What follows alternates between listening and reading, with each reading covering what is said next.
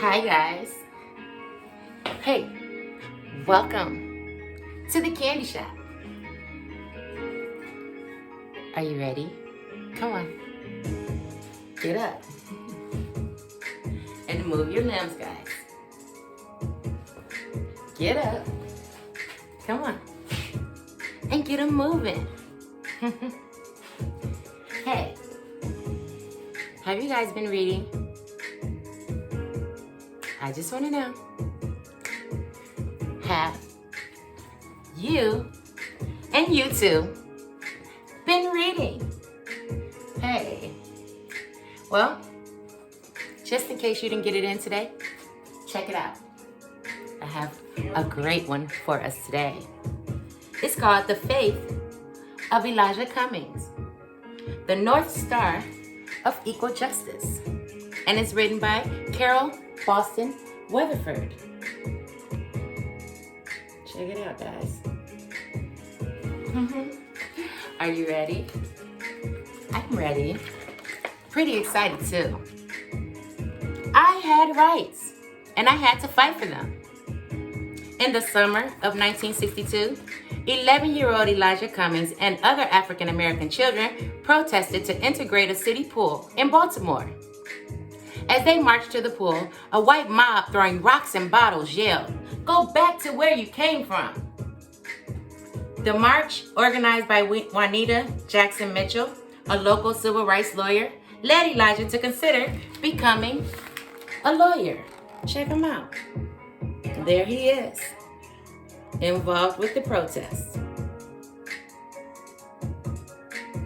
Equal rights. They were babies, they were kids.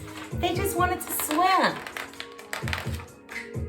They had faith that God was leading them to a place where children would have a better chance in life. And listen, guys, racism was the very reason Elijah's sharecropper parents had moved to the North in the first place. In South Carolina, Ruth Cummings and her husband Robert each earned about 15 cents an hour working on land where their ancestors had been enslaved. Ruth had seen blacks beaten for seeking voting rights.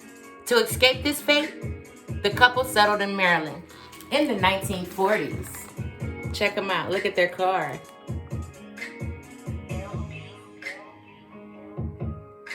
They tried to move, well, they did move to Maryland to give little Elijah and the other children a better life. They were seeking freedom.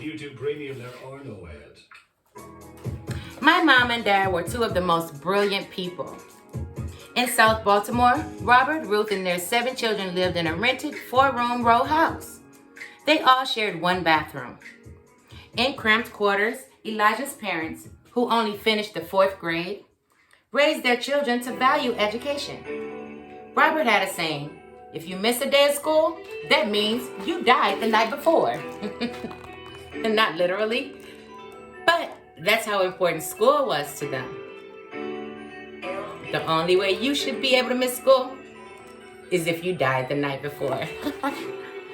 But I'm quite sure if they were like really sick and stuff like that, that's what he meant. Not literal death, guys. Listen, despite having perfect attendance, Elijah struggled in school. His teachers thought he could talk too much and ask too many questions. They said he would never be able to read or write well. Studying at home was tough. Our house was so small, Elijah said, that we children had to go to the library to do our homework. Elijah found not only study space there, but also hope. The public library was one of the few places he went where both black and white people could go. After the librarians got off work, they stayed on to tutor him. With their help, he proved his teachers wrong and returned to regular classes. The librarians and books did something more than just teach me history and English and math. They helped me define myself as a human being. They became the role models for my life. Look at Elijah. Look at the librarian giving him a little extra help after the library had closed. Now that was really nice. At home, Elijah learned lessons about hard work and sacrifice. His father was a laborer for a chemical company. His mother worked at a pickle plant and later as a domestic, cleaning other people's homes.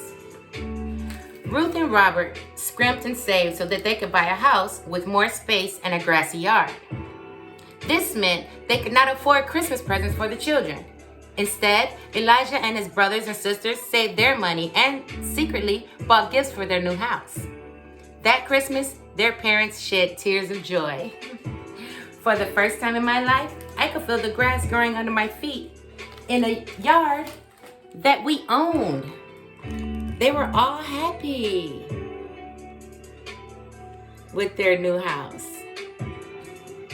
And the kids, by them putting their money together and buying things for the new house, that was really smart.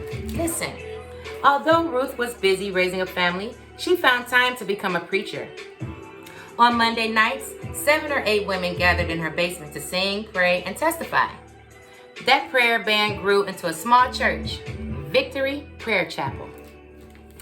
Although the Cummings struggled to feed their family, they taught their children to share. Elijah's mother cooked and cleaned for sick neighbors and gave homemade canned goods to hungry families.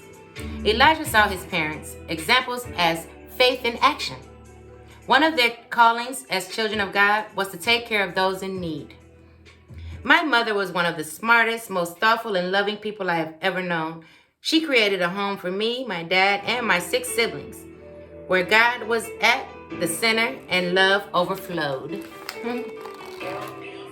There she is, teaching, preaching.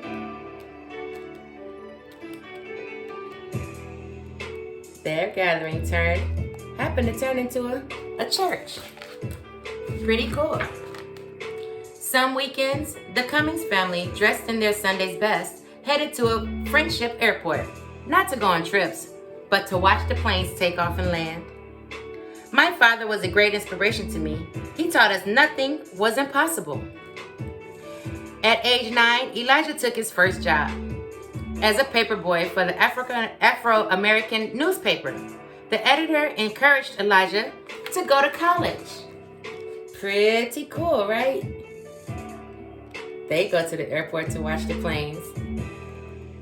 And look at him with his first job at 9 years old. A paperboy with the paper route. Pretty smart kid, right? Listen. After church on Sundays, Elijah ran home to listen to Reverend Martin Luther King's speeches on his transitor radio. Dr. King's word opened Elijah's heart and eyes. Listen, guys.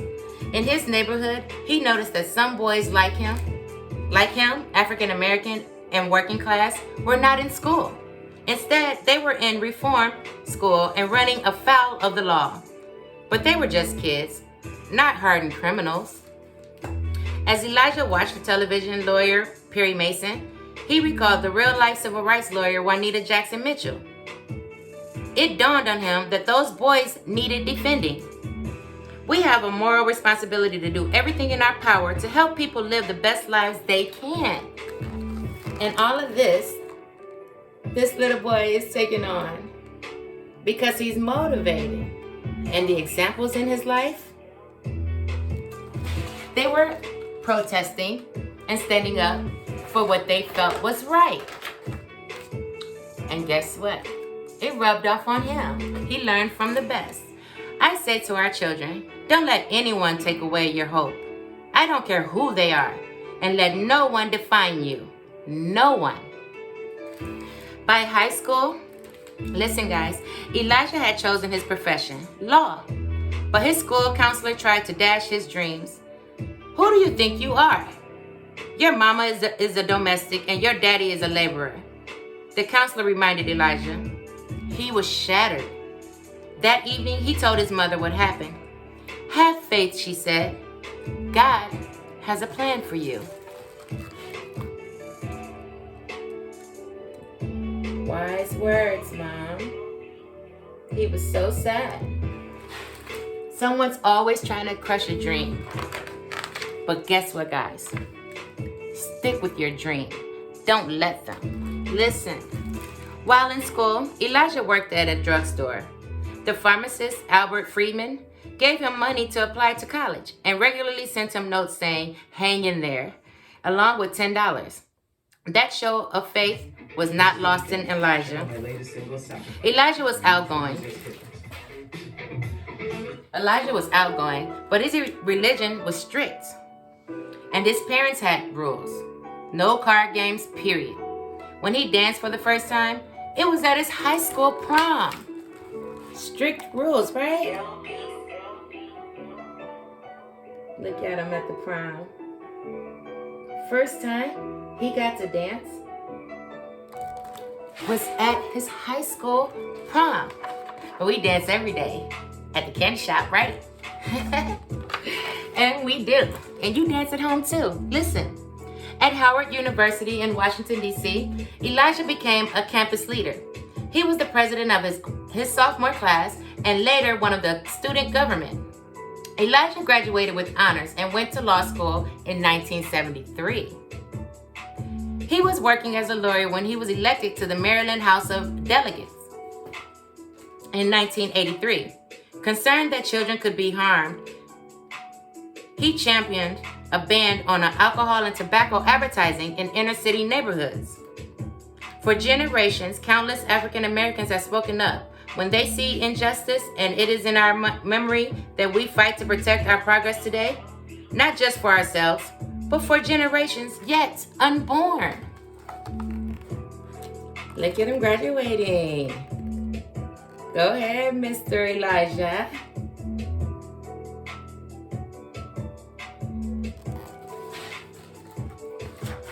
And he is so right. We stand up for what is right. They've been doing it for years and years and years. And a lot of changes has taken place. A lot. So it's working, right? We can't stop today until everything is laid out and we all have the same rights. Listen, guys, our nation's civil rights struggles are not limited to our history. Now, we are the Americans who must organize, mobilize, and fight the good fight. Elijah was more than a public figure. He was also a father of three. Just as his own parents uplifted him, he praised his children as black, brilliant, and beautiful. In 1996, Elijah Cummings was elected to the U.S. House of Representatives. Fellow lawmakers looked up to him.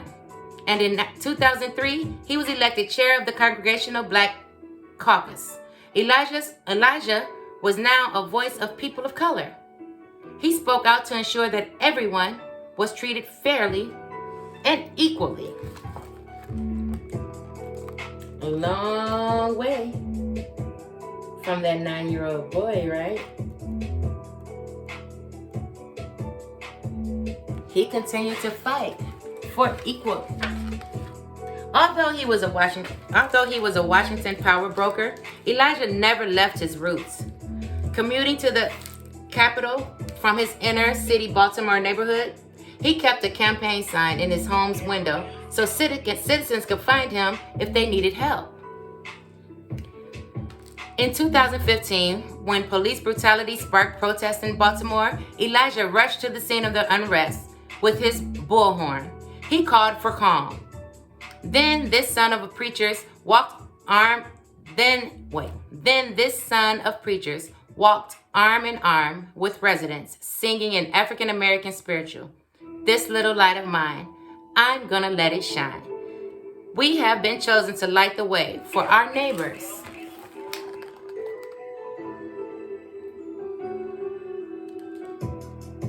Check them out, guys. One day, the fight will be over. Listen, guys, in God's time, we shall overcome. In Congress, Elijah was a beacon for justice, rising to become chair of the House Committee on Oversight and Reform in 2019. With a cool head, a booming voice, and a sense of history, he pushed for change even though he was battling ill health and relied on a cane and a walker. A relentless warrior, Elijah Cummings was always working for tomorrow and for the youth. Our children, he said, are the living messages we send to a future we will never see. Look at him. You see his walker? Relentless. Nothing is stopping him because of what he believes and his equal rights. He will continue to fight no matter how he feels. And that is called love. Listen, guys. As a lifelong advocate for justice, equality, and the truth, Elijah Cummings was the true definition of a leader, and his commitment to humanity was invaluable. Born and raised in Baltimore, Maryland, and to sharecroppers from South Carolina, Elijah knew firsthand the challenges of discrimination, segregation, and poverty. But at a young age of 11, he stepped into his calling by helping to integrate a local swimming pool while being attacked with bottles and rocks. This only strengthened his commitment to ensure his community overcame these obstacles. Once elected to the Maryland House of Delegates, Elijah became the youngest chairman of the Legislative Black Caucus and the first African American to serve as a speaker pro tempore. Pretty cool, right? See, even as a young child, you have a voice. You have a voice. And it's okay, especially when you're standing up for what's right. Follow in your parents' footsteps. They can let you know what's right. Until next time, guys, keep it safe and keep reading.